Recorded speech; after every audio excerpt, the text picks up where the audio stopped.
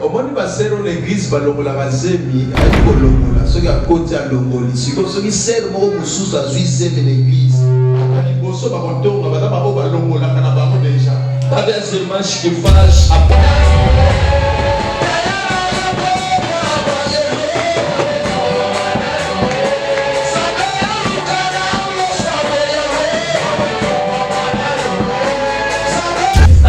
Você não vai progredir sozinho. Eu vou avançar e eu vou correr. Você pode ter todas as qualidades, mas vai precisar de pessoas para você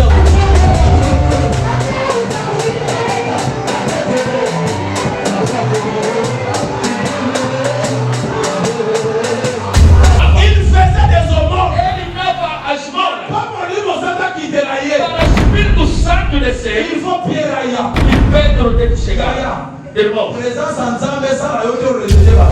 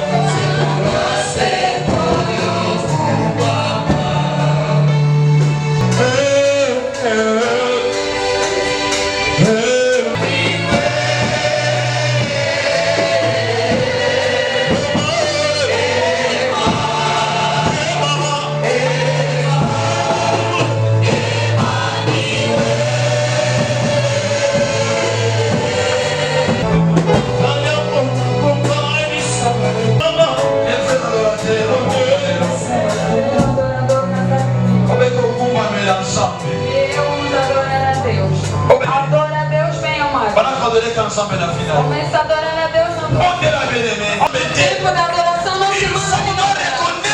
Você vai conhecer a bondade de Deus na tua vida. Começa a adorar a Deus na tua vida. Adoração está dentro do mundo. Você tem que entender como adorar a Deus. Ou para começar a adorar. Vamos a Jesus Cristo. Começa a adorar. Adora esse Deus. O verdadeiro adorador vai adorar a Deus. No Espírito e na verdade. O verdadeiro começa a adorar a Deus. Sua e adora a Deus. Sua e adora esse Deus.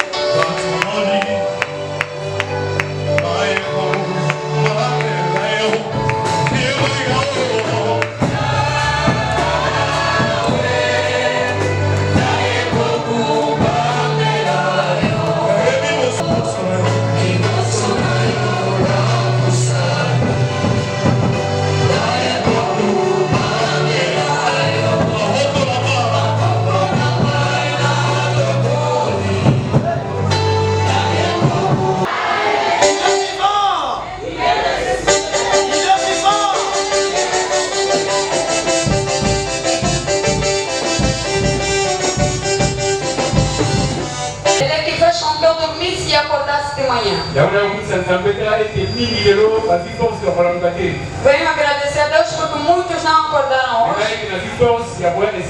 Eu tive a força de vir aqui. Por isso que eu agradeço, meu Deus. Falou nos filhos dormindo. Vamos encontrar amanhã. De manhã não acordou. Aleluia. Amém. Vamos a ver. Dormiu e não acordou. Mas Deus fez a palavra. O pai está a reconhecer a Deus. Reconheceu Deus e deu força a Deus. Por isso que veio. Aplaudimos fortemente para Jesus.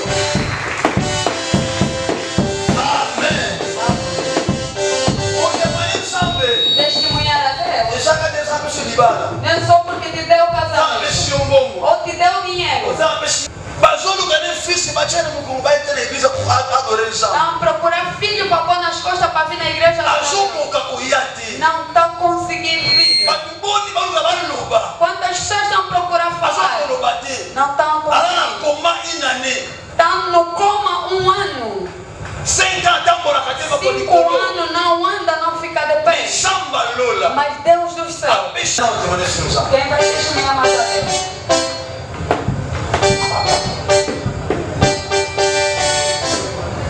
Kama papa soleka aso pete mo makasi.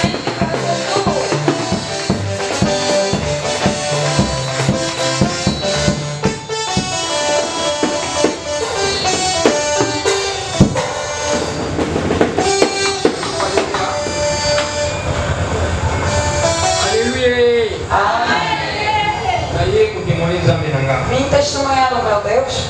Tango na vandi wana Quando sentei ali, nazalaki na posa kutémoigner peut-être mais eloko moko esinga efuna témoigner likambo ekukumela na semaine passée. não tinha vontade de testemunhar, mas algo me disse que eu tinha que testemunhar algo que já passou. En tout cas, bafrère, basœur, bandeko na ngai, olamu ekolaka te. Realmente, meus pastores, meus irmãos, a bondade não apodrece. Tosalaka bolamu ngonga nyonso. Vamos fazer o bem sempre. Semaine passée nautaki mosala Semana passada saí no serviço. naza na kati ya motuka tokomi niveau ya oje via Chegamos no Anjo Via. namoni jeune garçon moko jeune papa amemi mwasi na ye na mokongo na mpasi makasi. Vi um senhor jovem levou a sua mulher nas costas. En tout cas nazalaka très sensible soki nakutani na moto na nzela aza na Eu mpasi. fico muito sensível quando me encontro com Mais essa cette pessoa. fois-ci là na comprendre vraiment voix yango ke esika alobi ita na motu kozo. Mas naquele momento eu entendi algo, me disse que desce na Na banda okende motamba me nakomi siko na niveau ya oje via. Eu estava aí na Mutamba, estava na Anjo Via, mas não fui. natali jeune garçon jeune papa wana donc ye moko aleli mwasi na ye donc soki osimbi eboye akei soki osimbi eboye akei mais ye aza na mutuka bato baza pre wana boya to mutuka eza te. Eu vi aquele pai já estava cansado, com a mulher também cansada. Ela estava para apanhar o táxi, mas não estava conseguindo. na bando telemisa bamituka nata mutuka moko Eu otetelema comecei a mandar parar os carros, mas nenhum estava parado. ngai lokola nazalaki liboso nayebisi receveur ya chauffeur naobi ngai nakita mutu moko akaplace ya komsa ye akota na mwasi na ye. Como eu estava à frente, eu disse: eu vou descer, o motorista, eu vou descer para eles sentar no meu lugar atrás. motoriste aboyi ngai mpe natikali bango bakei. O motorista negou, eu fiquei e eles foram. alors naye kozwa voiture moko Peguei um carro. ndenge atelemaki wana azoyaka mama mazali kaka na 300 kwanza. Conforme ele estava ali de pé, estava aí no Camama, mas só tinha 300 kwanza. nga sikoyo nazalaki na 2500 na poche. Eu tinha 2.500 no bolso. nauti mosala Saí do serviço. na ntango natiki eloko te. Em casa não deixei nada. naobi nzambe yo kuta opermetre nga nazala te. Eu disse: Senhor, você que me permitiu que eu descesse e ajudasse essa pessoa com meu dinheiro, vai com ele que eu voltei. alors bafrère boyoka sikoyo esika nini oyo nzambe arépondre nga longa nasalaki. Irmão, ouça onde que Deus me respondeu. 2 jours après. 2 dias depois, nazokende mosala eu estou aí no serviço. na kipushi wana mai eza na kati kote oyo nzela kote oyo nzela. No Kikuchi tem uma lagoa, outro lado a estrada, outro também a estrada. chaque fois nga nakotaka nzela ya droite nde esika mosala nasalaka. Toda vez eu entro no caminho esquerdo onde eu trabalho. alors ere nga nauti ndako nakomi place wana olie nakota bayemanga kote nakendeke motokere mosusu oyo nga na mataki amemanga lobi te bamema ye pa moto mosusu.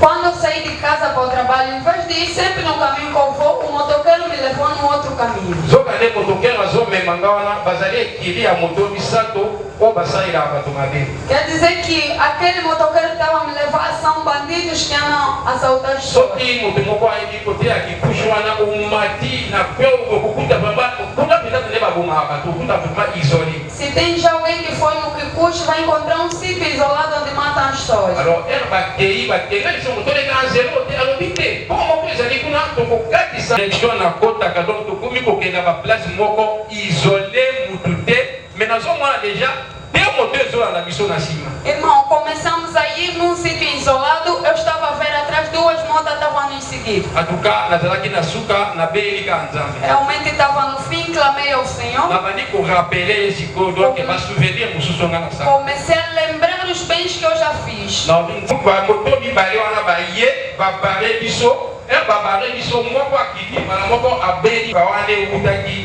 Irmãos, onde saiu aquele carro, eu não sei. Alors, muito famoko e bili para moko ngana kiega socorro. Outro carro saiu e eu gritei socorro e a pessoa saiu. Bango siko ba démarrer ba tikingai. E eles ligaram a moto e foram me deixar. Na yo wakara na kati wana. Para me ouvir aí dentro. Afinal é doutor, é doutor. Afinal é doutor? Ele não conheço. Zokane papa wana jeune papa wana ongana sova. É aquele jovem senhor que eu ajudei naquele dia. Alors va changer direction na bango. Mudar a sua direção. Si ayo tikanga na musala. Até que vieram me deixar no serviço. Yango ne ko kumisa nzambe ndi vraiment.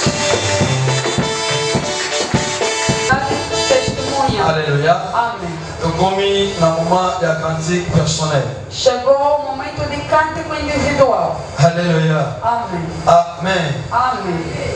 Na Zobenga, Vou chamar primeiramente banda centro de adoração. Banda Centro de Adoração.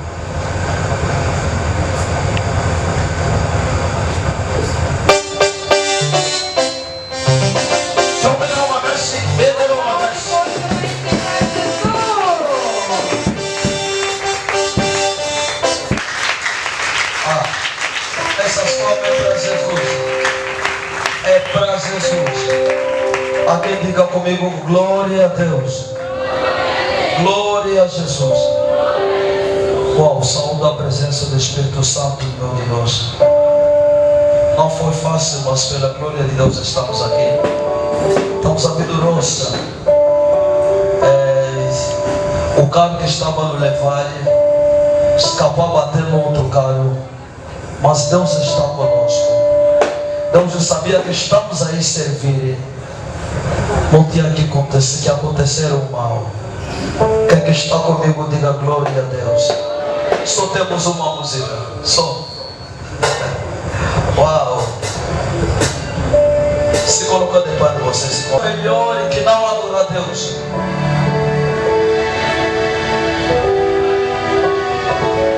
Eu entendi uma coisa. A igreja a interceder pela vida do Paulo e Silas. Mas o que me chama a atenção é que dentro da prisão a Bíblia fala que eles não estavam calados, estavam adorando ao Senhor. Existe a coisa que eu falei, existe coisa que a tua oração não chega, mas a adoração chega. O homem leproso se encontra com Jesus, a Bíblia fala não mostrar doença, mas estava adorando ao Senhor. Quero que alguém esqueça o problema, esquece tudo que você deixou na tarde de hoje. Adora apenas ao Senhor. Adora apenas ao Senhor. Você que não tem de presença de alguém que tira a doença. Queremos declarar todo o céu. E som tobiar.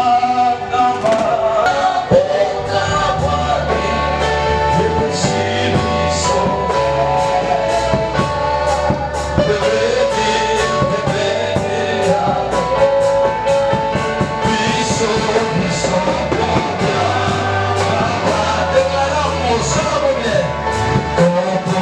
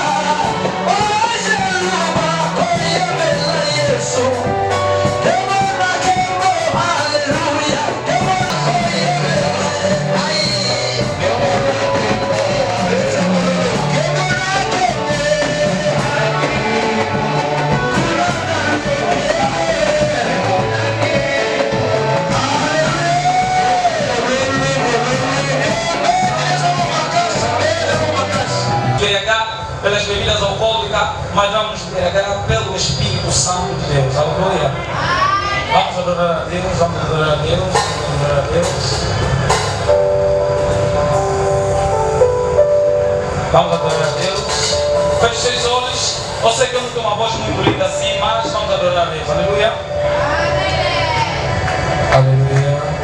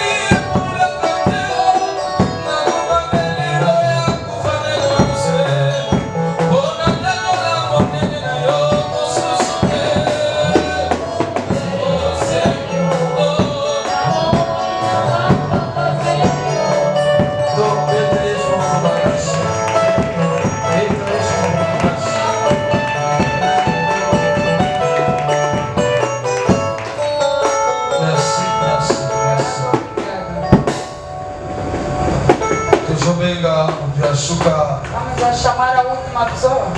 Tuzobenga irmão Bonner Matondo. Vamos a chamar Se o está irmão allá, está na Matondo. Zulica, Tuzo, Se ele Betes estiver Numatas. aqui, pode se aproximar e...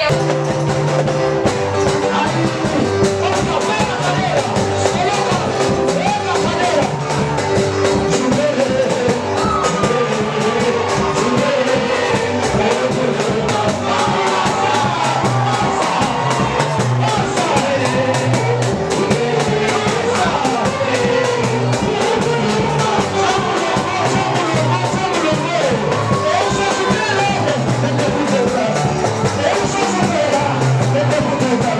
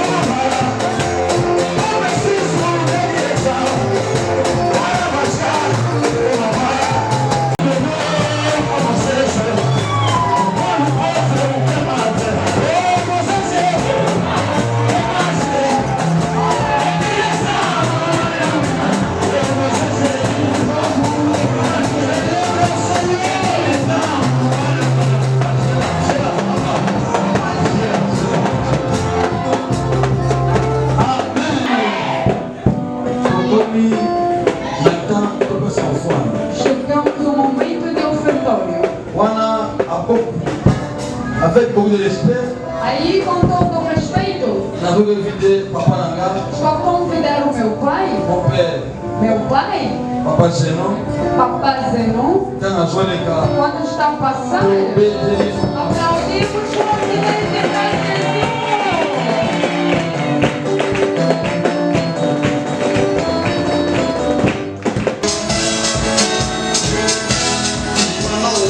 Música acabou.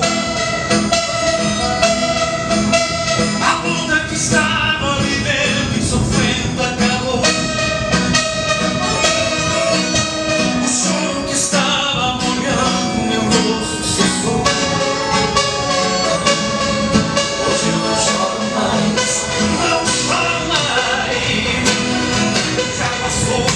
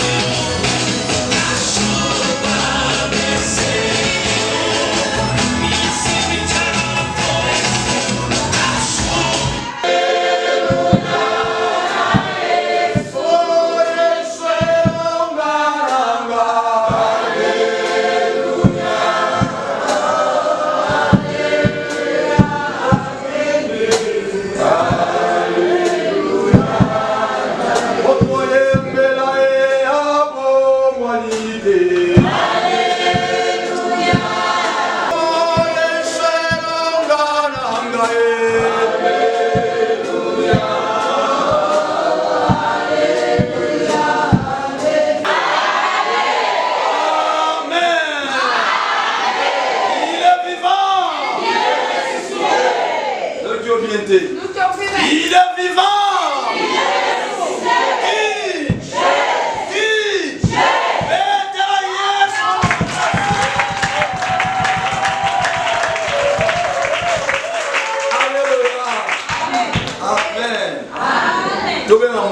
Vamos chamar o pregador. Aleluia. Amém.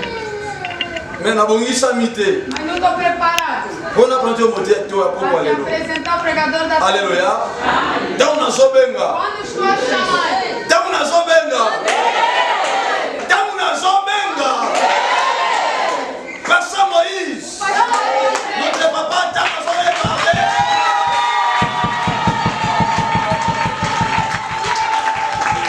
Amen. Amen. Elisa Marola.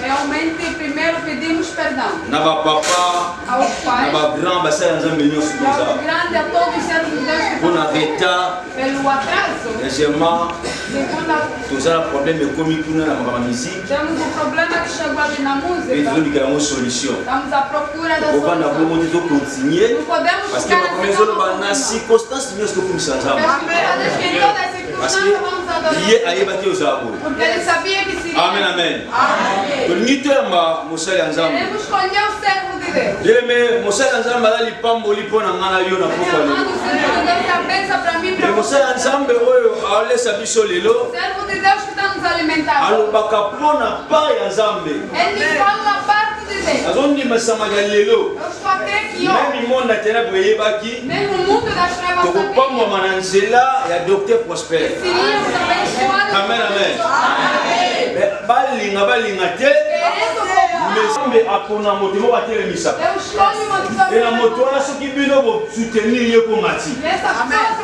você sustentar, você opuse kopusani você livre.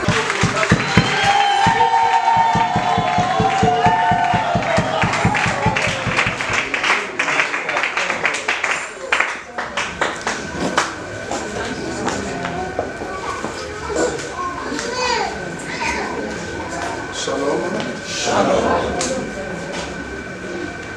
Deus nos abençoe.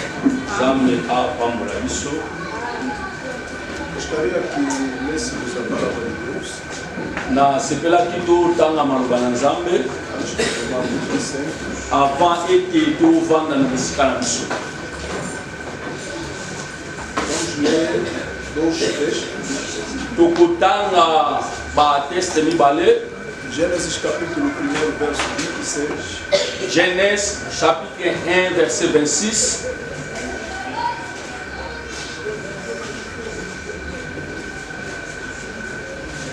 Gênesis capítulo 1, Genèse chapitre 1 verso 26. na verset nango 26 Assim diz a palavra do Senhor. amen E disse Deus, façamos o homem à nossa imagem, conforme a nossa semelhança, e domine sobre os peixes do mar e sobre as aves do céu, e sobre o gado, e sobre toda a terra, e sobre todo o réptil que se move sobre a terra. A palavra do Senhor. Amém. Efésios capítulo 4, Ephésiens chapitre 4 no verso 11 até 16, na verset 11 ti na 16 mas eu vou ler precisamente o verso 16. na kotanga kaka na verset 16 A Bíblia diz, do qual todo o corpo bem ajustado, ligado pelo auxílio de todas as juntas, segundo a justa operação de cada parte, faz o aumento do corpo para a sua edificação em amor. Palavra do Senhor. Amém. Oremos, Pai, em nome de Jesus. Na kombo na Yesu Obrigado por esta tarde, merci mpona après-midi ya lelo por este encontro que o Senhor nos trouxe aqui. mpona rencontre ya obindi biso na esika Espírito Santo de Deus, ajuda-me a promover o crescimento espiritual do teu povo. molimo santo sunga mpona kopesa boyebi ya molimo Ilumina os olhos dos nossos corações, ngengisa miso na biso mpe mitema para que possamos crescer em poder e em sabedoria, mpo te toyeba na kokola na mpifo mpe na boyebi a fim que a nossa transformação seja notável e proveitosa a todas as pessoas. ebongo boye transformation na biso eyeba na kozwa mpe nyonso kokokisama Para a glória de Deus, Pai. mpo na lokumu na yawe papa Em nome de Jesus. na kombo na yesu Assim nós queremos. boye tobondeli Amém. amen Peço com todo o respeito que tomamos nosso assento. tokoki kovanda na respect nyonso Agradeço a Deus pelo privilégio que nos fez napesi nzambe merci mpona ngolu asalinga de podermos estar aqui nesta tarde. mpona kokoka kozala na oyo esika na après-midi ya lelo Foi algo que nós projetamos, oyo ezalaki mabongisi na biso mas o Senhor nos ajudou para ser realizado. me nzambe asungi biso mpo te toyeba na kokokisa yango Agradeço ao homem de Deus, pastor Moisés Poderoso, napesi merci epai ya moto na nzambe paster moïse poderoso pelo esse privilégio que me concedeu pona ngolu asali ngai. Jesus disse: ninguém é profeta na sua própria pátria. Yesu alobi ete moto moko te azali mosakoli na mabele na ye. Mas se você encontrar que te reconhece como profeta, nós devemos agradecer. Soki okutani na moko azala boyebi lokola mosakoli, il faut tosenga merci. Estou reconhecido pela presença do nosso reverendo Zenon Fumoabuala. Naza ko reconnaître et répondre à la présence ya révérend pasteur Zenon Fumoabuala, Líder do Bita. leader ya Bita.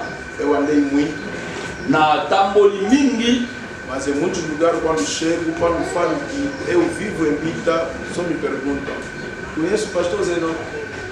ba place mingi na koma ka soki na lobi na vana na Bita batuna nga oyebi pasteur Zenon. Muito obrigado pela sua presença. Merci pour la présence na yo. Amo ele muito pela sua humildade, simplicidade e sobretudo simpatia. Na lingake mingi pona komikitisa na ye pe simplicité o alakisaka. Aleluia. Amen. Agradeço a todos os eminentes homens de Deus. Na pesi merci e para banganga nzambe nyonso. Vejo que conhece quase todas as pessoas. Na yebi batu basali na nzambe nyonso bazali awa. Quase todos. Na yebi mpe bazali awa. Se for citar os nomes, com o atraso que eu já tenho, posso prolongar, mas agradeço a vossa presença. Mwe kotanga bakobo nyonso ezate pona tan na pesi merci na bozalisi na bino. Peço desculpas pelo nosso atraso.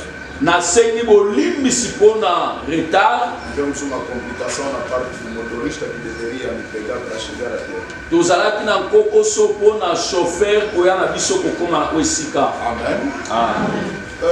Queria falar hoje sobre os inimigos da unidade. Nalingaki nalobela lelo likolo ya monguna ya bosangani. Os inimigos. Monguna. Banguna. Os inimigos da unidade. Banguna ya bosangani. Esse tema é muito pertinente. Temi oyo ezali penza malamu. É um tema muito importante. Eza temi oyo ezali na motuya. Sobretudo na época e na geração que nós estamos vivendo. Na nyonso na tampe na ekeke oyo tozali kobika. Porque uma das dores de cabeça que nós temos na igreja no século XXI é a questão da unidade. Na moko ya pasi ya mutu oyo tozali kobika yango na église ya lelo eza a cause ya unité. A falta da unidade kozanga unité é uma das dores de cabeça que nós temos. eza moko ya pasi ya mutu oyo biso tozali na yango. Tanto nos membros como a nós, os ministros de Deus. Lokola bamambre to biso pe basali na nzambe. Eu queria que nós começássemos por entender que estar junto não significa necessariamente estarmos unidos. Nalingaki naloba ete biso toyeba tozali esika moko me toza ya kosangana te. O fato de estarmos no mesmo lugar, kozala esika o moko, fato de estarmos a caminhar junto, kotambola nzela moko, nem sempre significa que nós estamos unidos. elingi koloba te ke biso tozali elongo. No Gênesis capítulo, no João capítulo 1, Na Genèse chapitre 1, no João capítulo 1, na Job chapitre 1, no verso 6, na verset yango 6, nós encontramos Deus e Satanás que estavam juntos, mas não estão unidos. tomoni nzambe na satan bazalaki esika moko me bazalaki ya kosangana te. Deus e Satanás estavam a conversar. Nzambe na satana bazalaki kosolola. João capítulo 1, verso 6. Job chapitre 1 verset 6, Apesar de estavam a conversar no mesmo lugar, mas não estavam unidos. atake babandaki kosolola ensemble ma bazalaki unité. Porque muitas das vezes nós confundimos estar junto e estar unidos. Na mbala mingi biso tokotaka na complication toza ensemble toza uni. Infelizmente hoje estamos juntos, mas dificilmente estamos unidos. Ya boyebi lelo tozali ensemble mais difficile babengaki epai ya Kayen. Caim disse: me acompanha até no campo. Kayen alobi toketika ngai kino na terrain. Fisicamente estavam juntos, na bomoto bazalaki elongo mas espiritualmente estavam separados. me na molimo bazalaki ya bokabwana. Muitas das vezes nós acompanhamos pessoas que não estamos unidos com eles. Mbala mingi biso tozalaka na bato oyo toza elongo Que te. Deus abençoe uma pessoa. Abakambola moto moko. A unidade é a regra de base Unité ezali entre os corações de duas ou mais pessoas. bolimo oyo ezali kosala bato mibale. A Bíblia diz que Davi e Jonathan se amaram mais do que o amor de um homem e uma mulher. Bible elobi David na Jonathan balinganaki koleka bolimo ya mwasi na mobali. Quando se diz a unidade, Ntango tolobi unité, a comunhão dos espíritos bosangani ya molimo e o afeto dos corações. ete bosalisi ya mitema. Aleluia. Estamos unidos espiritualmente Toza ya kosangana na molimo, e nos amamos de coração. tolingani na mitema. Duas pessoas podem fazer 6 meses sem se encontrar, mas estão unidos. Bato mibale bakoki kosala 6 mois bakutani te me baza ensemble. Duas pessoas podem se encontrar todos os dias, mas nunca estão unidos. Bato mibale bakoki kokutanaka chaque jour me baza unité. Não sei se alguém entende o que estou a falar. Nayebi te soki moto moko azososola. A unidade é a vida. Unité ezali bomoi. Não se Bíblia me chama de corpo de Cristo. Bible ebengi yango corps de Christ. A Bíblia me chama. Bible ebengi biso corps de Christ. Quando a Bíblia me chama corpo de Cristo, Ntango Bible ezobenga biso corps de Christ, a unidade se torna imperativa. Se pode falar de um corpo sem a união. tokoki kolobela nzoto te soki union ezali. Estarmos unidos é uma obrigação. Toza kosangana po eza obligation. Estarmos unidos Kozala kosangana po eza é obligation. uma obrigação. Eza obligation. Não é algo que eu quero, mas algo que eu devo. Eza eloko nga na lingi te me eloko fo na sala. Não sei se alguém entende o que eu falei. A união não tem nada a ver com o teu querer, é uma obrigação. Union eza te ke po nga na lingi me eza obligation. Se você é cristão, Soki ozali mo Kristo, pastor, reverendo, mas é cristão, pasteur, révérend oza chrétien, diácono, cantor, mas você é cristão, diacre, musicien me oza chrétien. você é chamado de membro do corpo de Cristo. Yo obengami na corps de Cristo. Um membro nunca está separado do corpo e nunca está separado dos outros membros. Membre azali akoki kokabwama te na corps pe na bamembre mosusu. Só se pode chamar membro do corpo quem está unido com o corpo e está unido com os outros membros do corpo. Bakoki kobenga yo membre soki oza kosangana. Nós temos irmãos que nasceram com deficiência física. Toza na bandeko oyo babotami na ba-infirmité. Temos irmãos que nasceram albinos. Toza na bandeko oyo babotami bandundu. Temos irmãos que nasceram nuvem. E toza na bato oyo babotami baaveugle. Você querer como não, ele é teu irmão.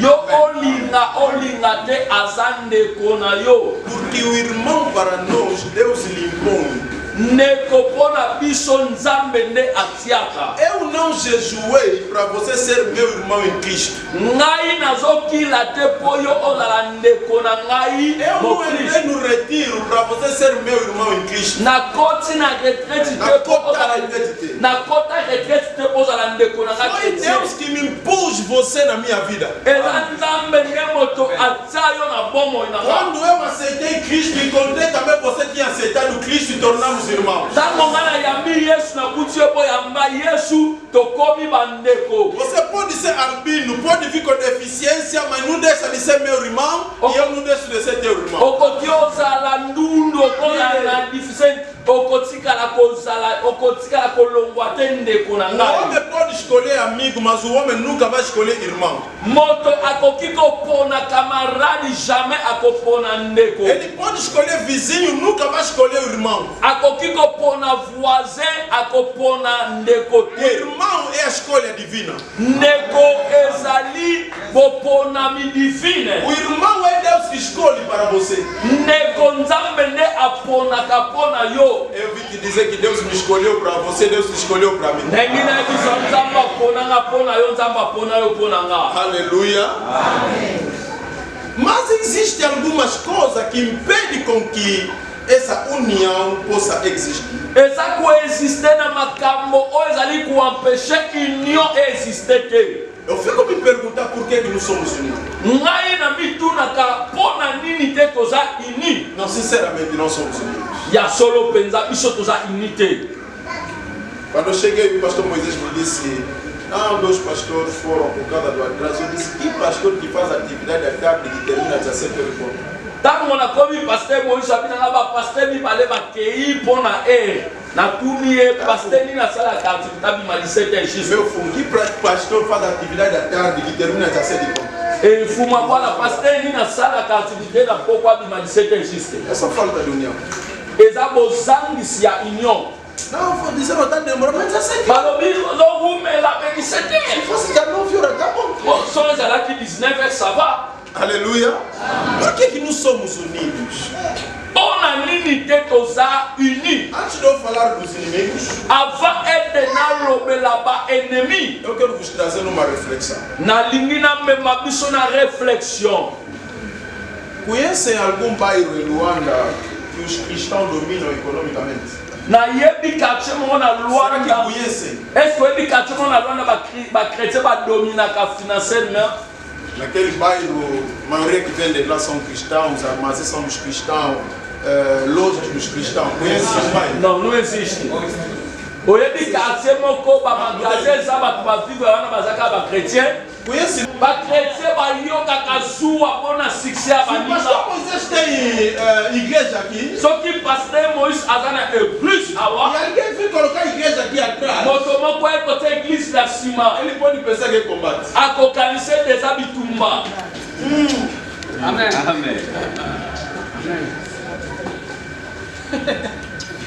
É por isso que nós não temos nenhum bairro que estamos a dominar. Yango wana ete biso toza na quartier moko te toza kokonza. Deixa eu fazer isso. Tika na sekisa bino. Nós chegamos até o nível. Biso tokomi ti na niveau. Alguém vai me hoje ainda compra sapato. Moto akokende na oyo aenda osomba sabato Ele veste. alati. Se o outro pastor lhe perguntar como é que sapato ele vai dizer vamos Dubai. Soki paster mosu atuni osomi yango wapi okeuti na dubai. Porque não quer que os outros vestem como ele. Alingi te monina Chegamos até esse langa. nível. Está sozinho. Tokomi na niveau ete tolingi tongenga biso moko. A Bíblia diz: Bible elobi. vós sois a luz. Você é a luz. A Bíblia diz: você Yesu alobi te oza lumière. se brilha com as pessoas.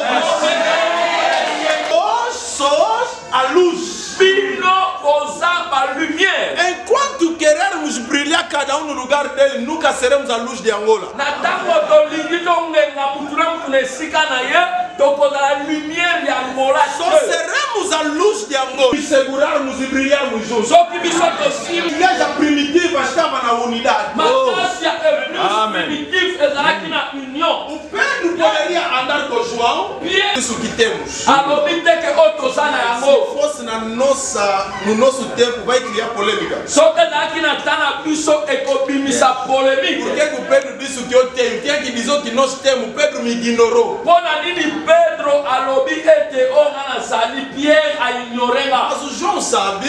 Jean ayebaki. Isso é uma particularidade do Pedro. Oyo ezali particularité ya Pierre. O Pedro pode fazer levantar coxo, mas não vai escrever Apocalipse. Pierre akoki kotelemisa koka me akokoma apocalypse te. O Pedro tem que dizer o que eu tenho, porque fazer levantar coxo é dele, mas o Apocalipse é meu. Pierre akoki koloba telema me apocalypse eza yanga. Aleluia.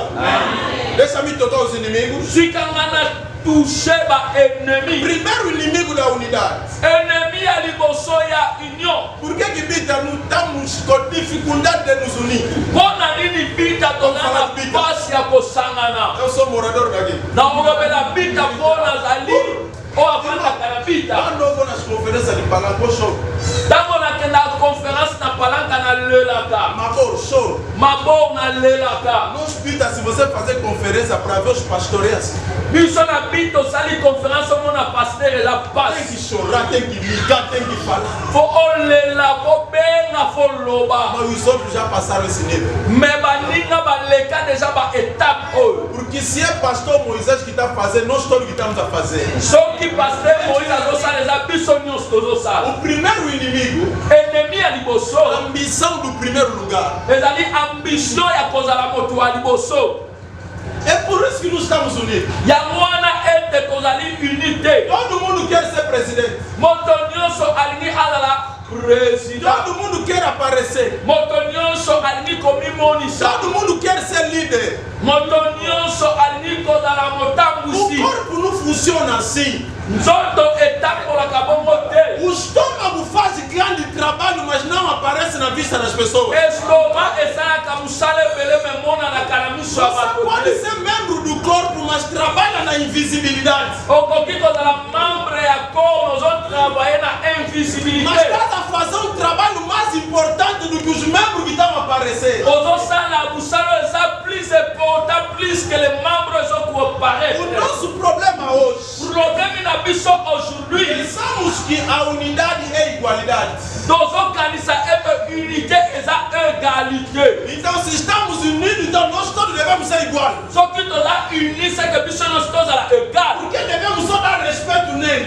Pourquoi topesaka respect pa na ye? Porque só vamos aplaudir ele. Mpo na nini tobetele kaka maboko? Amado ao Senhor. Bien-aimé dans le Seigneur. Não pode existir a união sem que haja uma cabeça. Ekoki koexiste union te soki motu eza te. E todos nós não podemos ser cabeça. Biso nyonso te tokoki kozala mitu. Mesmo até Jesus disse, Ate Yesu alobi batizam baptize em nome do Pai, na kombo ya tata do Filho, ya mwana do Espírito pe Santo. ya molimo. Quer dizer, mesmo na divindade se começa pelo Pai. Ezoloba ete ata na divinité ebandaka epai ya tata Há uma cabeça. eza na motu. A Bíblia diz quando homem e uma mulher se ajuntam, Bible elobi ntango mwasi mpe mobali basangani eles se tornam uma só carne. bango bakomaka moto moko Mas não são iguais. me baza ndenge moko A te. Bíblia diz o homem é o chefe da mulher. Bible elobi mobali azali autorité ya mwasi São uma carne, mas tem chefe. bazali nzoto moko me chef azali Esse é o nosso problema. yango nde ezali makambo na É por biso. isso que estamos sempre a nos separar, porque cada um quer ser líder. Yango wana toza kokabwana mpo moto nyonso alingi azala E motambusi. esse foi o erro que Satanás cometeu. Yango wana ezali erreur satana asalaki. A primeira divisão não aconteceu na terra, aconteceu no céu. Bokabwani ya liboso ebandaki na mabele te ebandaki likolo. Porque Satanás queria ser igual a Deus. Po ete satana alingaki kokokanisama na yawe. E a Bíblia diz que Deus ele expulsou. Quer ser líder. soki te kanje moko ekozala na mili poule mpo bato nyonso baye bazala balider. Eu vim lhe dizer nesta tarde, nalie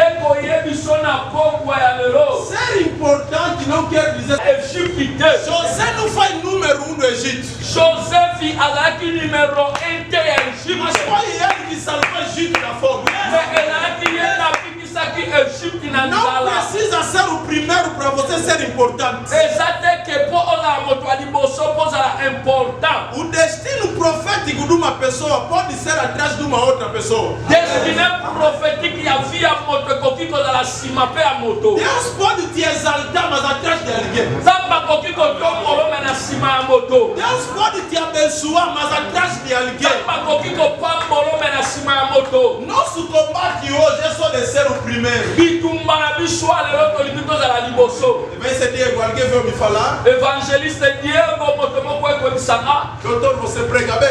docteur noteyaka bien. Você tem que ter já a tua própria visão. yo fale ozala na vision na yo. Qual est la relation entre prégar bien et la vision? relation inaweza kotea bien na kozala vision Prégar bien autre chose, ter vision também outra coisa. kotea bien eza mosusu kozala mpe na vision eza mosusu Voilà si bien, tem que ter visão, mas a visão é dada por Deus. Se não me deu, vou ter isso. olobi bien ke kozala na vision nzambe apesa so nzambe apesi Há muitas visões, não são visão, são a missão. É a missão que nos faz querer ser líder. Saber interpretar um sonho koyeba kointerprete ndoto não te dá necessariamente direito do trono. eza te ke kopesa mbala moko komata na lokumu. José interpretou sonho, mas não lhe deram o trono. Joseph ainterpretaki ndoto me bapesaki ye lokumu te. Faraó disse: no trono eu serei superior. Faraon alobi na troni ngande na kozala likolo. Eu entendi Ngana comprendre que ser líder não tem ainda a ver com competência, é estabelecimento divino. kozala lider eza mpo na compétence te me eza oyo nzambe aétablir. Você pode ter todas as competências do mundo, mas se Deus não te colocou lá, você não estará lá. okozala na compétence nyonso ya mokili soki nzambe atie oyo to kozala wana É te. por isso que nós não estamos unidos, yango wana ete biso toza uni te porque nós todos queremos ser líderes. po ete biso nyonso tolingi tozala batambusi. Fala no próximo, você é importante no lugar que estás. tala ndeko apepene loba na ye yo oza important na place ozali. Aleluia. Você é importante no lugar que estás. yo oza important na place yo ozali pesa yo toli Não procure o primeiro lugar koluka esika kozala utile para muitas pessoas. epa ya bato ebele. Aleluia. Segundo inimigo, vamos avançar. deuxième ennemi toza koavance. Por que nós estamos unidos? mpo na nini te toza uni. Objetivos errados. objectif oyo ezali erreur. Muitas uniões não estão a funcionar porque não tem objetivos certos. baunion ebele ezofonctionne te mpo baza na objectif oyo ezali ya motuya te. A Bíblia diz: bible elobi duas pessoas não podem andar juntos se não se concordar. bato mibale bakoki kotambola nzela moko te soki boyokani eza A te. unidade requer visão. union ezosenga vision. Podemos falar da unidade, mas se não tem visão, nada vai nos unir. tokoki koloba union ino soki toza na bosangani te loko te kosangisa biso.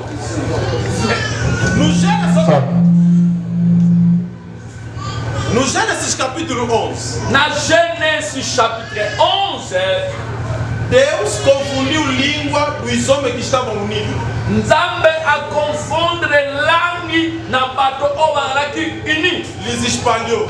apanzi bango. Me desculpa, há muitos pulos que são torre de Babel. bolimbisanga eza na bapule ebele baza tour de babel. Não estou falando Bíblia. nazoloba na bita te Mas há muitos pulos, união dos pastores, mas é torre. eza na bapule ebele union bapaster eza tour de babel. Quando você entra lá, você sente carne com carne, não há nada de espiritual. sokokoto ozosentir bonzoto na bonzoto eloko mokango Uma torre de Babel. tour de babel. Papá, me desculpe.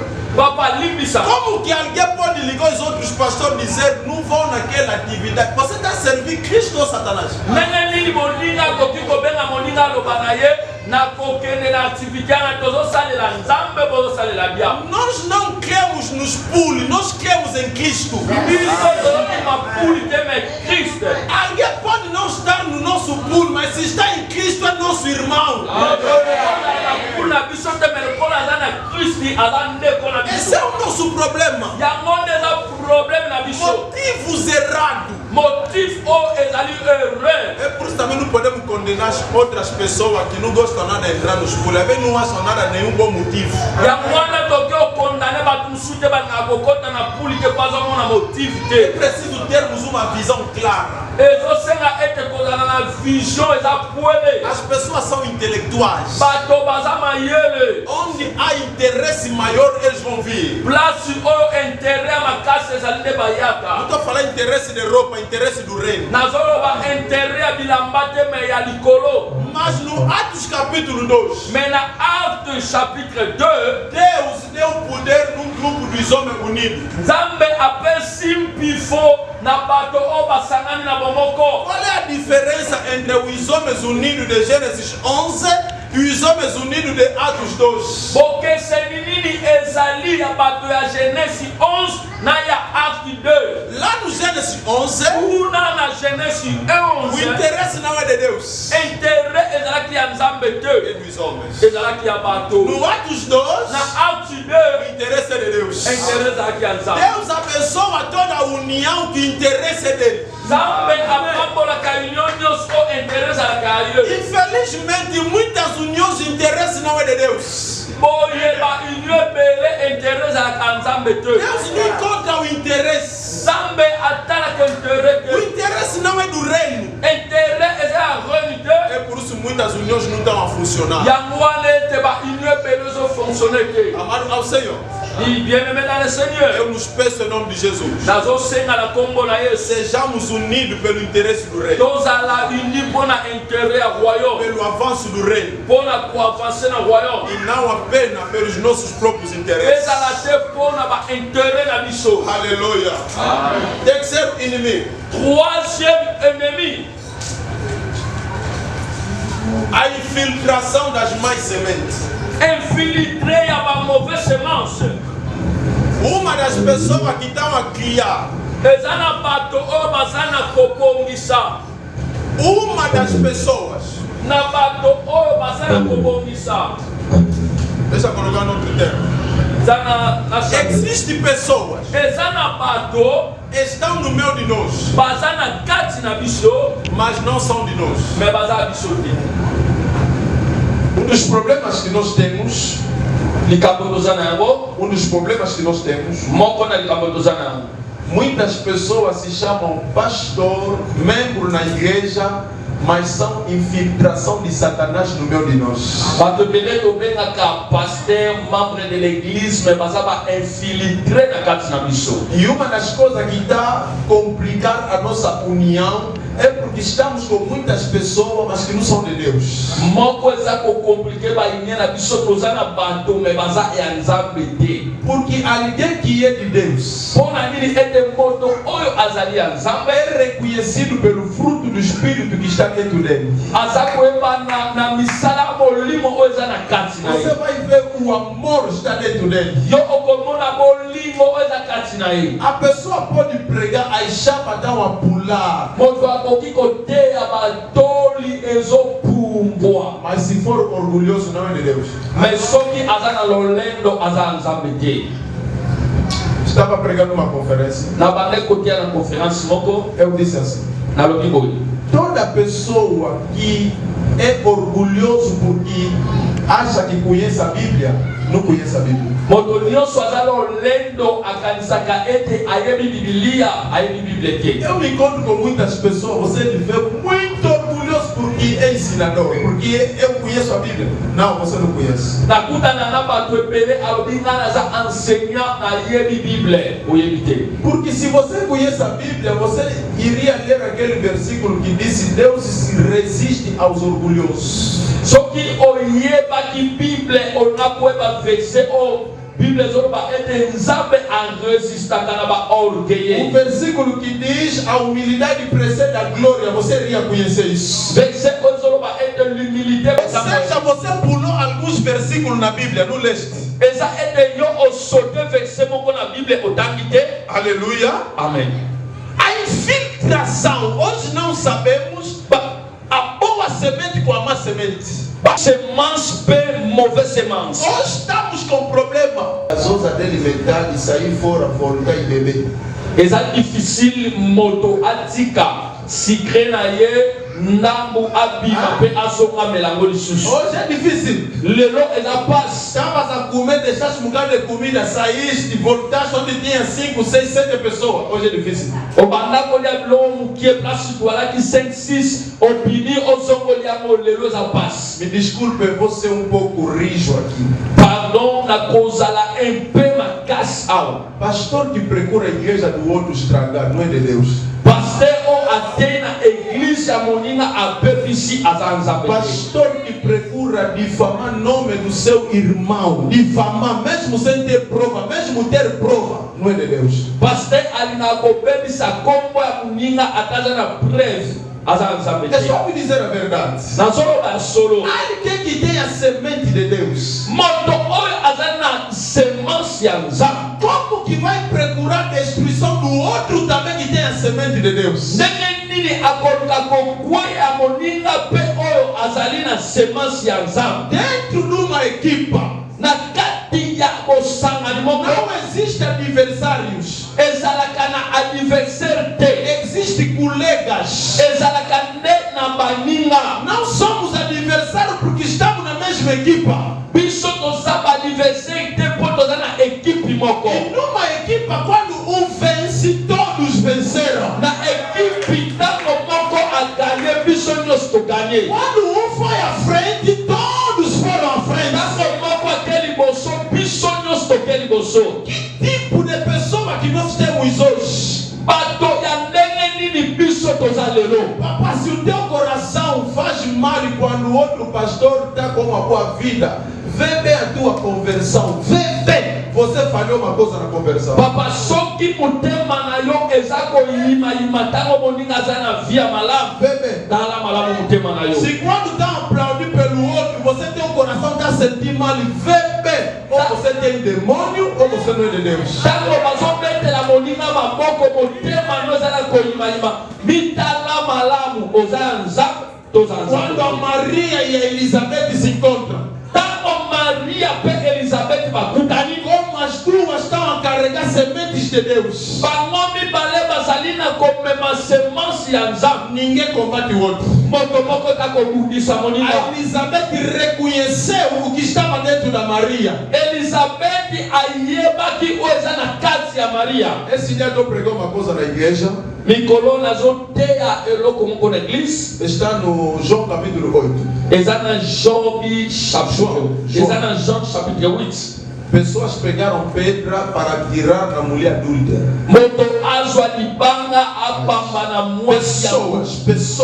batu bazwi mabanga balapide mwasi ya ndumba. Jesus disse: Yesu alobi quem nunca pecou, oyo nano asumuka te que atira a primeira pedra.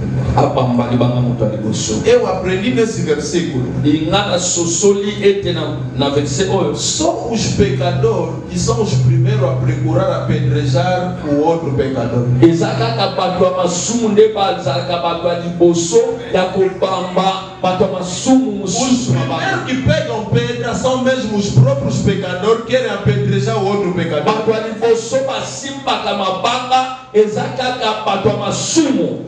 omoni basere oyo l'église balongolaka zemi ayebi kolongola soki akoti alongoli sikoyo soki sere moko mosusu azwi zemi na église na liboso bakotonga baza bango balongolaka na bango deja. Sabe as irmãs que faz aborto na igreja, quando notarem a outra, vai começar a fofocar. E ao final de contas, ela é a primeira. bakobenge ndumba bakobe wana balongolaka oyo soki ekoti ebimi longola ye ebimi te bakotombola yango. Como dela não sair, vai se exaltar. Alguém tem que só dizer? Motomoko a compreender na Zoloba. Mas aquele que nunca cometeu pecado teve compaixão da mulher. Moto onano asala lisumu de akozala na mawa ya mwasi. Nenhum homem espiritual que anda na santidade se alega com a queda do irmão dele. Nenhum. Motomoko de spiritueli atambolaka na sentiment ya kodetruire moninga. Nenhum homem Motomoko de que anda na santidade atambolaka na tem sentete. Deus. Abanga kanzama. Ver o irmão dele caiu, vai se alegar. Nenhum. Komona ndekone kokweya akosepela motomoko A te. maioria que se alegra são pecadores escondidos.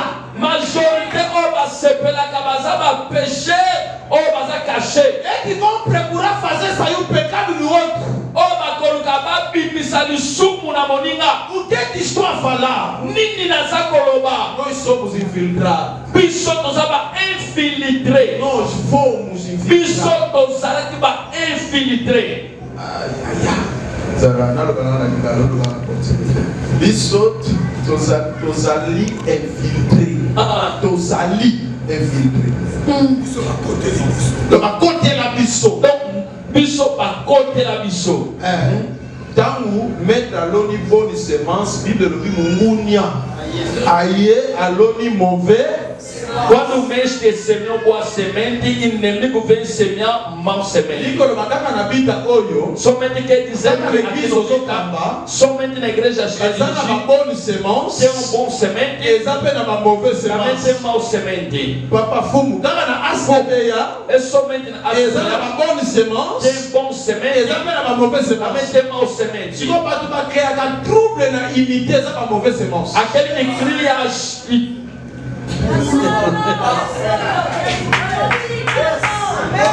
os que criam confusão na unidade são as más sementes.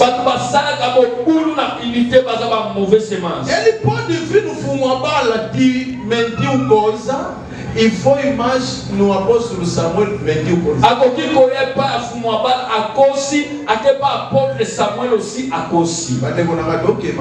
E meus irmãos, estamos aí do Mali. Estava em cabinda, voltei através de conferência, estava em palavra. 5 dias. E papai dos anos viu. Não aparecer. Me diz a seguinte.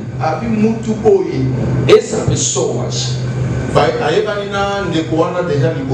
e se conheces com aquele irmão primeiro, diz a mim para não ir. Aquele irmão não anda bem, ele tem um feitiço, eu para me proteger o meu nome.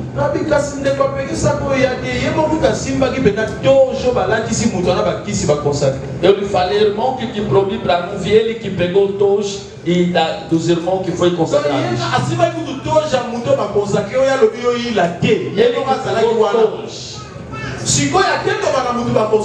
E foi dizer na pessoa que foi consagrado: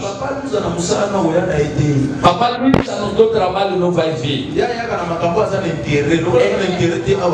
Ele vem com coisas que tem interesse. Quando não tem interesse, não vai vir. E Papai Luiz diz: não vai, porque ele tem um feitiço, vai difamar o seu nome. Você não quer ir, ele quer dizer na pessoa que não vai vir.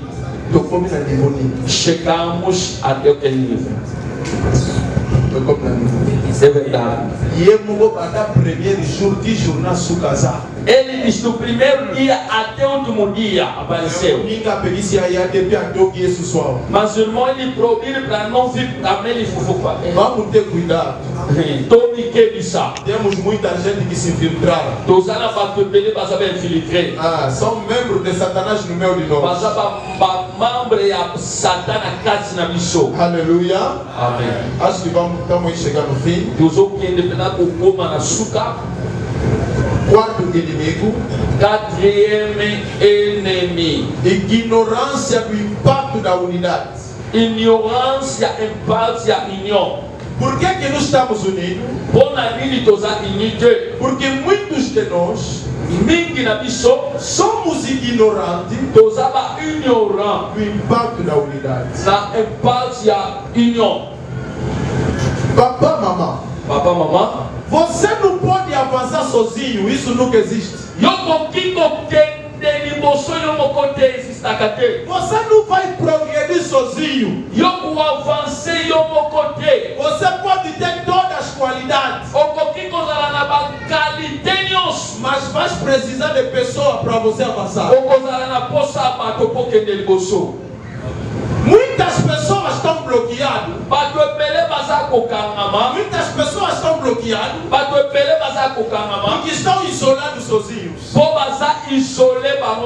Tem graça, tem competência, tem conhecimento, mas está bloqueado sozinho. Tudo que não é conhecido não é louvável.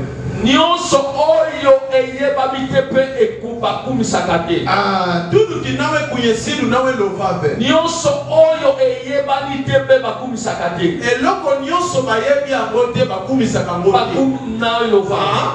Aleluia. Amém. Competência bien, mais si on va dans les zika yomoko, au sanana na pas douter, pas yebote, pas kumisa ngopeti. Pode ter bem competente, se você fica sozinho, ninguém vai te conhecer, também nunca vai orar. Quero chocar uma pessoa. Na linguina roba motomoko. Deus nunca vai te dar tudo. Zambe akopesa yo nyonso te. Deus tem tudo, mas Ele não dá tudo. Zambazana nyonso me apesa ka nyonso te. Existe coisa você vai receber na mão das pessoas. Ezana biloko kozwa na maboko ya Há bato. coisas que Deus vai te dar, Eloko Yahweh akopesa yo. mas há coisas que os homens vão te dar. Ezape biloko bato bakopesa yo. Não sei se alguém está entendendo o que estou a dizer. Evite soki motomoko azoka na zona. Agora pessoa revelação é tabernáculo. Deus pode te dar revelação do tabernáculo. Mas a administração é a batunzama que pensa Mas eu. a administração das pessoas Deus não pode te dar. Não pessoa como abisso. Há coisas que estão nos estragadas. Na cuta na nzambe. Eu me encontrei com Deus. Quando uma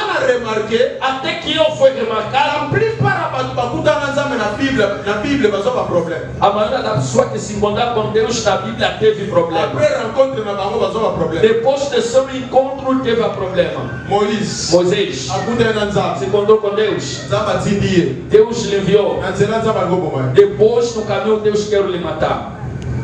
Só que se fora zalarati. Se Séfora não existia, E a mão botar o lendo de bacuta na nzambe. Nunca se fora o tábula na ia. depois não faça orgulho porque se encontraram com Deus, pegou na Séfora vai coisa. Você tem Deus que te chamou, pode te complicar. Se fora muita sova Moisés. Séfora que salvou Moisés. Pode a cuta na Yesu como a vega. Paulo se encontrou com Jesus e se tornou cego. Então aí a paz como o miss. Deve ter um Ananias para te abrir os olhos. Osana posa ya batu. Você precisa das pessoas. Esse de como uma zona na Será lá. que o irmão está aqui? Zamba lobi fezo. Deus disse faz. Só que quando zamba lobi fezo. Se até Deus disse faz. Zamba lobi deixe ferre. Deus disse que não faria. Zamba lobi fezo. E Deus disse faz. A dois ale do puissant. Mesmo que seja o mais poderoso, Senhor se você não vai eu vou ter. e tudo não vai fazer sozinho. Il est do puissant. Ele é o mais poderoso. Lobi Mas ele diz fezo. e faz. A Passado. dois ana mongo epele. Pode ser que tenham muito dinheiro. O gozana nyosi yo mongo Deus. Não vai fazer tudo sozinho. Esse de como uma zona na lá. Será que alguém está aqui? A dois ama ele Seja pele. que o mais inteligente O gozana nyosi yo mongo não Deus. vai fazer tudo sozinho. Zamba za omniscient. Deus é omnisciente. Ayebi nyoso. Ele sabe tudo. Aza omnipresent. É omnipresente. Mas ele diz: Faisons. façamos. Glória a Deus. Faisons. Façamos. Mas ele E proibir se unir com as pessoas. O seu dinheiro. Veja a pessoa inútil porque você é inteligente. como na badupamba depois na igreja badebele. Não veja a pessoa unida porque tem igreja que tem muitos membros. Akuto yebani. Mesmo que é mais conhecido. Meu zana nyoso te. Mas você não tem tudo. Avança. Esaías ale prophète messianique. Isaías é o profeta messiânico. Mutu moko te alobela Yesu na Bible na Ancien Testament koleka Esaïe. Ninguém falou de Jesus. Mentionné mboka Yesu kobotama. Ele esquecendo de mencionar e a cidade que Jesus vai ser nascido. Pessimisa kolinyoso. Ele tem todas as profecias. Mboka Yesu kobotama Mas basa a koloko. cidade que Jesus vai ser nascido, esquecendo de falar. Akomine mingi te. Ele não escreveu muito. Na chapitre buki akomi. Um pouquinho dos capítulos que escreveu. Alobi Yesu kobotama na Betele. Ele disse: Jesus vai ser nascido em Belém. A todos a grand. Que seja que é grande. Que você não vai saber. A petit bakorapele yoso. E quem vai te fazer lembrar? Est-ce que tu comment vas comprendre? Será que o irmão vai entender? Yebisa monina faisons. Façam, irmão, façamos. Yebisa monina yebisa faisons. Façamos. Tosala. Vamos fazer. Yebisa na yebi kozama yele na E yeba. eu sei que você é inteligente. Eu sei que você está bem. Tosala. Mas vamos fazer. Mutu moko tako kokisa bisa. Juntos vamos reparar o que está. Makana posa. Pomboka oye bonga. Para que a vida melhore. Alléluia. Amém. Faisons. Façamos.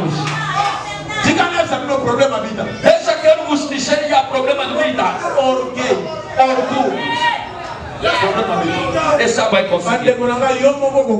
Meus irmãos, você sozinho não vai conseguir. Eu existo e você sozinho não vai conseguir.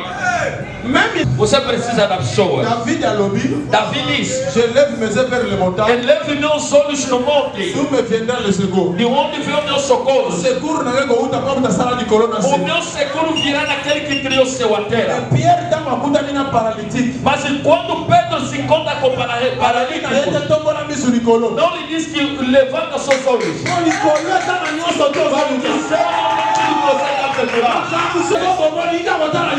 está me dizendo, você só quer ver lá.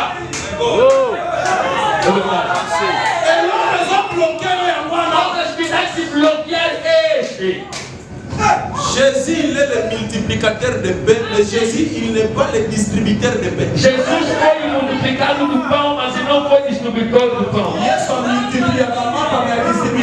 Jesus multiplica pão, mas não distribui o pão. A distribuição do pão, Pedro que faz, João que faz, pastor, em nome de Jesus. Não vou olhar pastor como Jesus. Ele entrega pão e Pedro.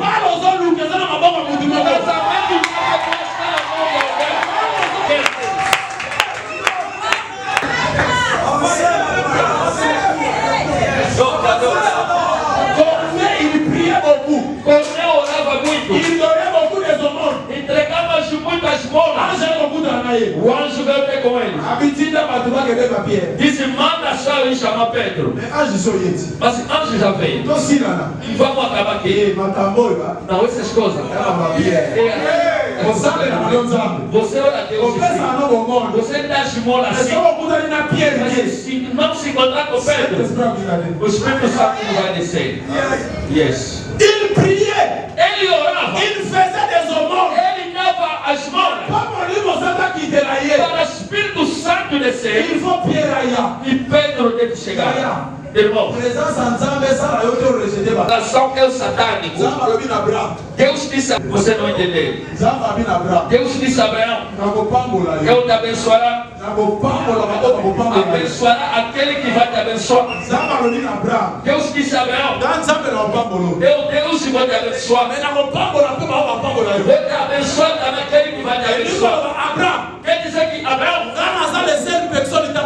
eu não sou a única pessoa que abençoa. Eu tenho coisas que eu posso te abençoar. Mas quem te abençoa na terra, ele tem a bênção que pode te abençoar. É bom. Mas Deus disse a Abraão: e vai nascer o rei, vai nascer o sacerdote. Afinal, o rei e o sacerdote, ele veio direto do sangue. Deus não tem sangue. Mesmo que abençoe Abraão, a bênção do reinado e a sacerdote não vai vir de Deus. Ele não tem o sangue dele comunicar. Quem que apareceu o Melquisedeque? Aquele igreja é rei, pão e vinho. Porque aquele caminho, Abraão leva o reino e bater. E não me perdoa. Deus não dá tudo. Yes. Você precisa das pessoas. Às vezes coisas que estão te faltar. E se lemos em francês, que serão melhores. Se tem irmão, Lucas capítulo 2, verset 51. e versículo 52. Olha bien verset 1. Segue esse passagem bíblico. Dieu est devant les hommes.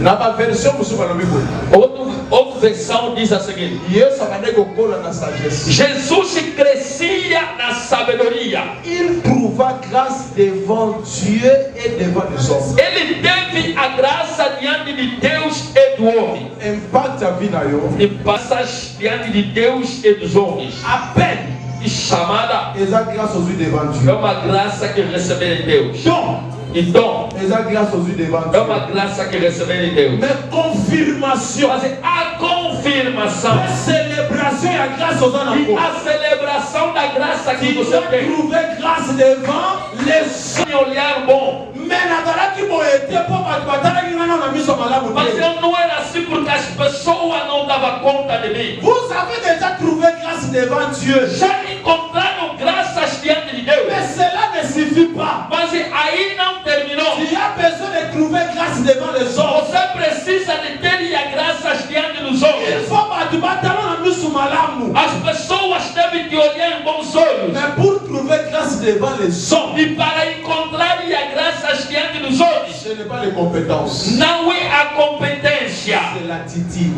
é a atitude. Yes. Ce qui te donnera grâce devant les hommes, O que vai te dar a graças diante dos homens c'est ton attitude. é a sua atitude. Na dei na ngai, Eu preguei. soki na kiti, Quando vou descer, nakeba profete ngezi na fuka. vou ir na profeta mesa, vou se ajoelhar. Tu trouveras grâce à travers tes attitudes. E vai encontrar a graças através da sua atitude. Vous en avez ma compétence. Ele é a competência. C'est la grâce aux yeux par exemple. É uma graça recebida a Deus. Mais pour trouver grâce, c'est pas par Mas para encontrar graças diante dos homens, comportement na yo. o seu comportamento Ndenge nini ozalaka na bana. e qual é a maneira de ser com os Moto homens. aza papa benge papa. Pessoa que é pai lhe chama de Moto pai. aza yaya benge yaya. Pessoa que é mãe velha lhe chama Atanza de pai. atomoli yo ndenge nini. Mesmo que Deus quer Oyo aza sentar. papa aza papa. Quem é pai é Oyo pai. aza yaya aza yaya. Quem é mais velho Oyo é aza pai. ndeko aza ndeko. Quem é irmão é irmão. Aza bakontinue kotombola ye. Deus comprando. Se você anda em Luanda, vai ver que nós há 2 Toza na anos retard na makambo ebele. temos atrasos de muitas coisas. Ebele. Muitas coisas. Toza mpenza na retard. Nos atrasamos. Tosambela nzambe mpona mboka oyo. E vamos orar através dessa terra. Nzambe actualize mboka oyo. Para que Deus atualize em nossa terra. apesa biso bolingo ya mitema. E para nos dar o amor do coração. soki kutokoki kosimba na kozala malamu. Até se nós vamos se pegar, seria melhor. unité na biso ezala ya munoko kaka te. A nossa unidade não seja só de boca. tolingana na motema. Vamos se amar de coração. elevation ya moninga tobetela mo maboko. A elevação do outro vamos aplaudir. soki moko azotonga tosoutenir Quando ye. o outro está construindo, vamos lhe sustentar. toza memi royaume. Porque nós estamos no mesmo reinado. tozosambela aleluya. Vamos orar, aleluia. nous sommes dans le même royaume. Jesus. pasi ya moninga ezala pasi na ngai. apambola mboka na biso. Que Deus abençoe a nossa vida. Faça mais uma graça. mboka pita yawe tokiki na maboko na yo. Nós precisamos da união fisicamente da glória santa de Deus. Prie. A nossa terra, vida, Pai. Queremos ser unidos, porque, senhores, através da Sua palavra de vida, necessitamos da Sua ajuda. Não queremos sendo divididos, cada um em seu caminho, Senhor. Nos faça graça, Pai. Faça nosso Senhor, Pai. Precisamos da Sua ajuda, meu irmão.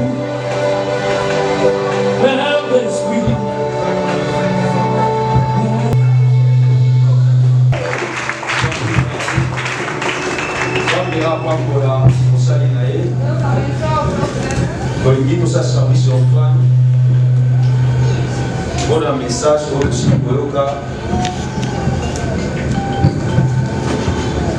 simika nzambe Nos alimentou a palavra de Deus oyo topambwami e fomos abençoados. namoni dokta ye na kar Eu vi que o doutor veio com uma carga. yabi kar ne mikolo eza bien te Eu vi alingoli kar que o carro dele não está bom, até que ele alugou o carro. nalingi kosala acte moko Eu quero que façamos um ato. osimbi 2000 kwanza na yo Segura os teus 2000. osimbi 1000 kwanza na yo Segura os teus 1000. e tozoleka E passamos para a oferta. ofete Oferta do profeta. wana basala nzambe bavandi Aí os servos de Deus podem sentar. ekipa kotemakela nzambe Passamos rápido para ofertarmos a Deus. Venha para ofertar a Deus. Venha com 2000, traga 1000. Venha com seus 500. Traga tudo que restou contigo.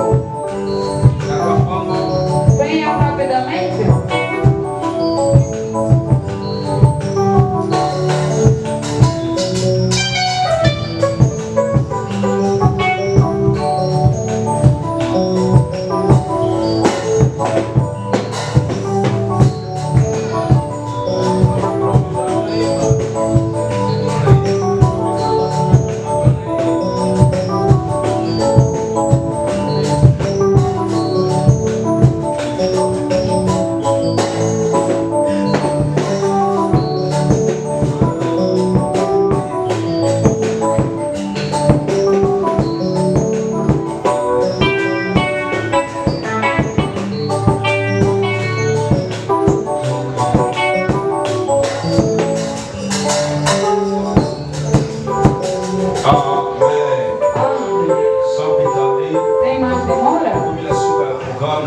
Estamos no fim do nosso programa. Avant de donner notre père dans le mot comme la mission est vite. Antes de chamarmos o nosso pai líder do Bita, Ça c'est là pour nous pour la mission. a presença dele é bênção para nós. Église Mobimba. A igreja inteira Merci, merci. agradeceu aos servos de Deus todos, a todos os servos de Deus, Pour la présence d'Amino. para a vossa presença. Pour la église. Zambi apa mula pasal Zambi. Realmente Deus abençoe os servos de Deus. Famille poderoso ebeta maboko pona ba. Eu quero que família poderosa aplaude a presença dos servos de Deus. Vamos a reconhecer através de vossos pais pelo amor que demonstraram para nós. Eu sei que não ficou aqui até Cristo vir.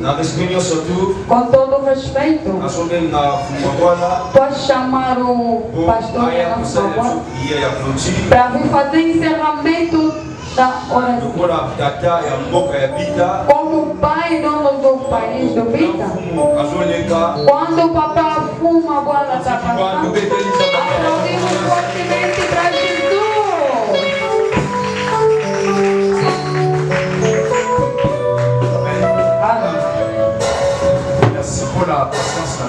Muito obrigado pela nossa paciência. Merci, Dr. Prosper. Obrigado, Dr. Prosper. Merci les anciens que nous avons. Obrigado aos anciãos que estão aqui. Sans plus tarder, Sem mais demora, le 28, dia 28, ça samedi, é sábado, dans la réunion, il y a Bita Moukiba. temos a reunião do Bita por inteiro. Je voulais que na Fracinha, Será na pracinha, depois en fumo. lá no Pastor Zenor Fumabu. Nous sommes pasteur, Toda pessoa que é pastor, serviteur, servante, nous servo, serva a todos, sommes nos pregaram. faisons. Tout ça, Vamos ser, tout ça. vamos fazer. Ce qui tout ça, Se nós fazermos, vite et tout moi. Bita vai ser exaltado. Dans la réunion monnaie, Temos grande reunião, toujours la passé un message de la mission. sempre na passagem da nossa mensagem, Présence Nayo, a tua presença ils n'allaient pas pour la é mission. uma bênção para nós. Le 28 septembre, à 9h. Dia 28 de setembro, às 9 horas. Donc, la Zaba pas pour la Doutor, Deus te abençoe. Alors, qui nous pose à la compétence, Eu sei que podes ter tuas competências, nous avons besoin de battre. mas tens vontade de pessoas. Ceux qui battent pas brancher le thé. Se as pessoas não te empurrarem, Nous sommes en train de la péter. tudo que você tem, ninguém não vai se acessar. Les locaux, Tens que ter algo, des moutons, também uma à pessoa, brancher. para te empurrar. Si quand ça pas pour la docteur, Deixa Deus abençoe o Doutor Próspero. docteur est tout quand la prière. Levantemos para encerrarmos a nossa. Si la savez pour la vida, Já oraram a favor do Bita? vous savez qu'à pour la osoka na biso, Vamos orar a favor do nosso regresso. mais nous dit pas pour l'église E oil, vamos deixar a bênção nessa igreja. ça va pas pour la pasteur Moïse, Deus abençoe o pastor Moisés. pas pour l'église Nyos, Abençoa toda a igreja. mais si la osoka na biso pour ça. E recomenda o nosso regresso nas mãos do Senhor. Tout le monde est là pour nous. Oremos em nome de Jesus. Sobrar lama dizer lama e pensar sali Abençoa o pastor Moisés, Oyo asangisi biso na moko ya lelo. que nos reuniu na tarde de hoje. Pambola mosali na yo de docteur Prosper, Abençoa teu servo Dr. Próspero, pour alobeli biso que falou-nos sur les ennemis de sobre l'unité, os inimigos da unidade mais l'importance ya l'unité. e a importância da unidade. Tika kozoka na biso, Deixa o nosso regresso, batela moko na moko, proteja cada um de nós, debaixo dessa bênção, os que vão apanhar táxi, que vão ir a pé, Deus protege até no destino. Deixa que a bênção dos santos esteja neste lugar. Em nome de Jesus. Amém. Dissemos todos amém. Dieu vous bénisse. Deus nos abençoe. Yesu amoninga